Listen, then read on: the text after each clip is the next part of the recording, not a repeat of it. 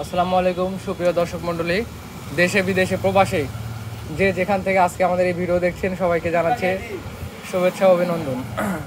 এই ভিডিওতে আমরা দেখাবো গতকালকে একটি পাখি, আসলে সে বন্যা হোক বা ঝড়ের কারণে হোক সে আমাদের এই ঘরে আশ্রয় নিয়েছিল এবং আমরা সেই পাখিটাকে ধরে পাখিটাকে একটি সুন্দরভাবে ব্যবস্থা করে রাখি এবং আজকে সেটা আমি আপনাদের মাঝে দেখাচ্ছি। সেটা এখন ছেড়ে দেওয়া হবে।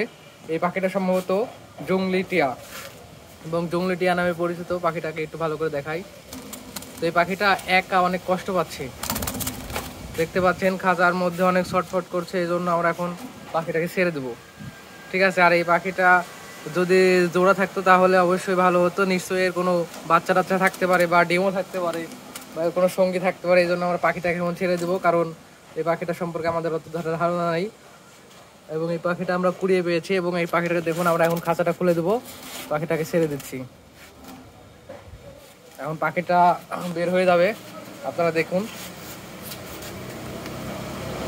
আর এই পাখিটাকে আমাদের প্রয়োজনও নাই পোষার আর, কারণ আমরা অলরেডি পাখি আছে আমাদের কাছে।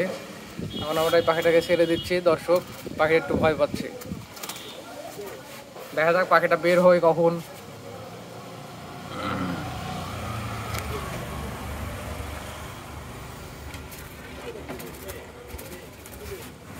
এবারে বের হতে পারবে সে, আশা করা যায়।